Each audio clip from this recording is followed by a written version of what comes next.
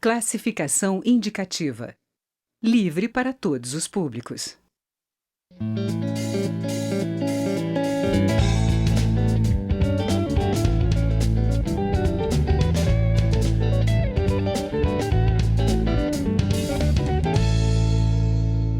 Olá!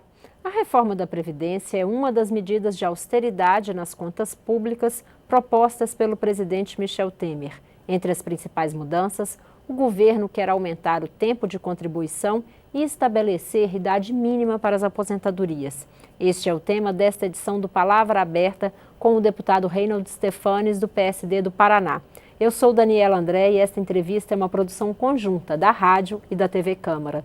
Deputado, bem-vindo à Palavra Aberta. O senhor é um especialista, foi ministro da Previdência por quase 10 anos. Como é que o senhor avalia esse modelo de reforma da Previdência que está sendo proposto pelo governo?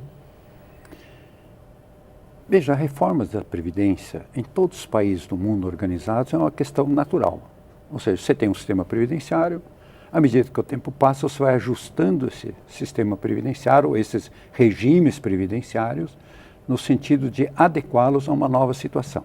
Qual é a nova situação normalmente? É que as pessoas estão vivendo mais tempo, né? E você tem cada vez mais pessoas em idade de aposentadoria, ou aposentados e pensionistas, e você tem relativamente cada vez menos pessoas jovens trabalhando para pagar a conta. Então você tem, em determinados momentos, você tem 3, 4 pessoas trabalhando para pagar para uma que está aposentada ou com uma pensão. Com o tempo vai passando, você vai ter 2 pessoas trabalhando para pagar uma. Então você já tem um custo maior. E você tem categorias, principalmente no serviço público, algumas carreiras de Estado, onde você tem, para cada um que está trabalhando, você tem 2 aposentados, até 3 aposentados, né?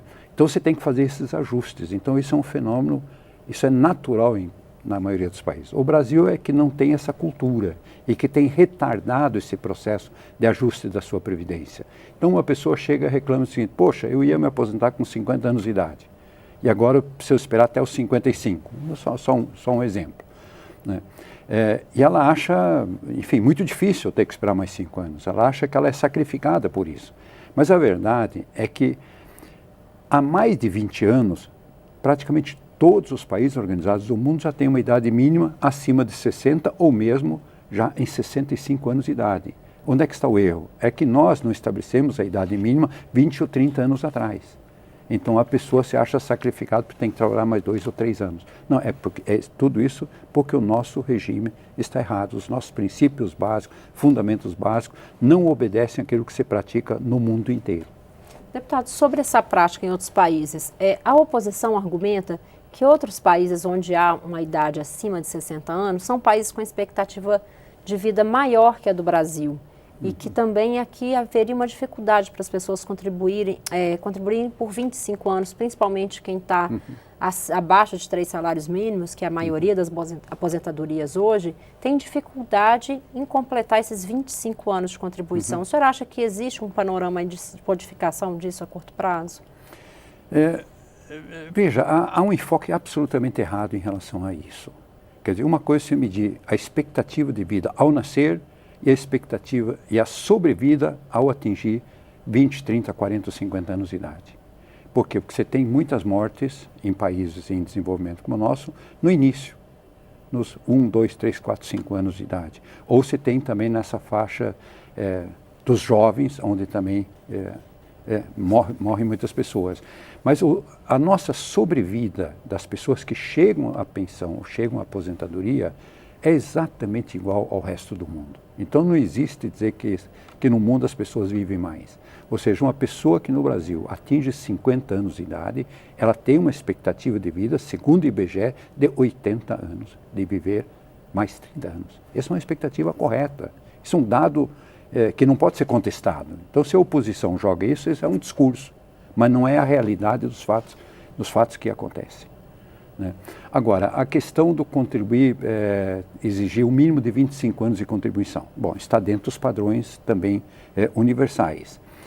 A única dificuldade que eu encontro aqui, porque veja bem, você tem, teoricamente, para contar uma idade não de 16 anos, a partir da qual você pode trabalhar, vamos dizer dos 20 aos 65.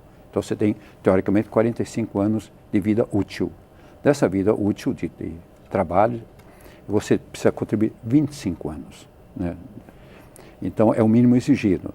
A questão só se coloca, bom, e aquele que conseguiu contribuir 20 e por alguma razão não conseguiu contribuir o restante do tempo? Ele perde os 20 anos? Não, isso é injusto. Eu acho que aí teria que se encontrar uma fórmula que podia ser mantido o entendimento ainda na votação, tanto na Câmara quanto no Senado. Deputado, e o benefício de prestação continuada?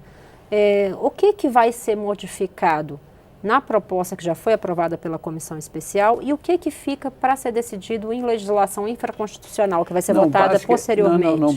Basicamente, o que está se colocando, o que muda basicamente, é que você tem que se trabalhar 3 anos a mais, porque antes você tinha isso aos 65 anos de idade, agora vai ter aos 68 anos de idade. Então, basicamente, essa é a questão a ser discutida, quer dizer, são os 3 anos a mais que são exigidos. Os critérios para ser considerado com direito, para ter direito ao BPC, os critérios de... Sim, os detalhes vão para a legislação comum depois. Sim. Deputado, e o senhor acha que nesse ponto que a gente está da discussão, ainda, o senhor falou ainda de uma possibilidade aí de negociação para quem já contribuiu boa parte, mas não conseguiu completar os 25 anos. O senhor acha que dá para discutir dá para discutir alguma modificação no texto? Veja, eu sempre coloco essa questão, todas as questões em relação à Previdência Social, do seu ponto de vista absolutamente técnico. Absolutamente técnico significa o seguinte: o que se pratica no mundo inteiro? O que os nossos livros acadêmicos no mundo inteiro dizem, inclusive os aqui do Brasil? O que os especialistas, efetivamente, que tratam de Previdência geral, de forma normal, pensam? Então, eu procuro seguir esta linha absolutamente técnica. Então, sob esse ponto de vista, acho que nós temos 2 questões ainda que merecem discussão. Uma é dos servidores públicos que entraram antes de 2003, tá, para ter a integralidade que eles precisem atingir a idade mínima de mulher 62 e homem 65 anos, sem regra de transição. Como nós temos no Brasil sempre adotado regras de transição, eu acho que cabe uma regra de transição também nesse caso. E uma outra questão que eu acho que também foi mal colocada no projeto é o acúmulo de pensões para as viúvas, ou viúvos, né? Quer dizer, o acúmulo de pensões, que foi limitado a 2 salários. Então, se hoje se consegue acumular aposentadorias, inclusive as elevadas, não só do regime geral, que tem um limite de 5 mil e pouco, mas aqueles que ganham 20 ou 30 mil, né, podem acumular, agora de repente se corta de uma forma muito radical. Eu acho que aí deveríamos chegar a um teto, no mínimo, o teto da Previdência do regime geral de hoje, que é 5 mil e pouco. Eu acho que os 2 salários ficaram muito baixos. Então, são as 2 questões básicas. Ou seja, a paridade, né, e a integralidade dos servidores públicos de antes de 2003. É uma minoria, né, deputado? Que é uma minoria, mas sem regra de transição a coisa ficou muito radical. Quer dizer, ou seja, de repente você tinha a expectativa de ser aposentado daqui 2 anos e aí vai ter que ter mais 10 ou 12 anos pela frente. Né? Quer dizer, então, acho que a regra tem que ter uma pequena regra de transição aí. Deputado, sobre financiamento, o senhor falava no início que a gente tem cada vez menor proporção de trabalhadores na ativa para financiar os trabalhadores que já se aposentaram. É possível se pensar em outras fontes de financiamento para a Previdência, além da contribuição de trabalhadores e empresas? Não, veja, as fontes que normalmente se colocam são as de impostos ou de contribuições de origem tributária, não que cada um paga a sua conta. O importante é dizer o seguinte: tudo que se faz, alguém está pagando essa conta. E o mais interessante é o seguinte, quem está pagando essa conta, muitas vezes não sabe que está pagando essa conta. Então, se eu tiro dinheiro do orçamento de um município, mediante uma arrecadação de tributos que todos pagam, e com isso eu estou subsidiando o plano de pensões e aposentadorias, se eu retiro do Estado, ou se eu retiro da União, eu estou retirando dinheiro, na verdade, de quem? Quer dizer, quem pagou o imposto é toda a população, e estou tirando dinheiro da saúde, estou tirando dinheiro da educação, eu estou tirando dinheiro da segurança e dos investimentos necessários para a infraestrutura e logística para que o país cresça.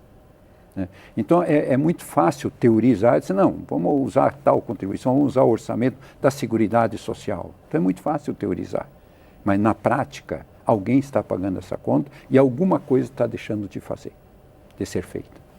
Deputado, a gente chegou ao fim, já termino agradecendo sua presença e deixando o convite para que o senhor retorne mais vezes ao Palavra Aberta. Muito obrigado.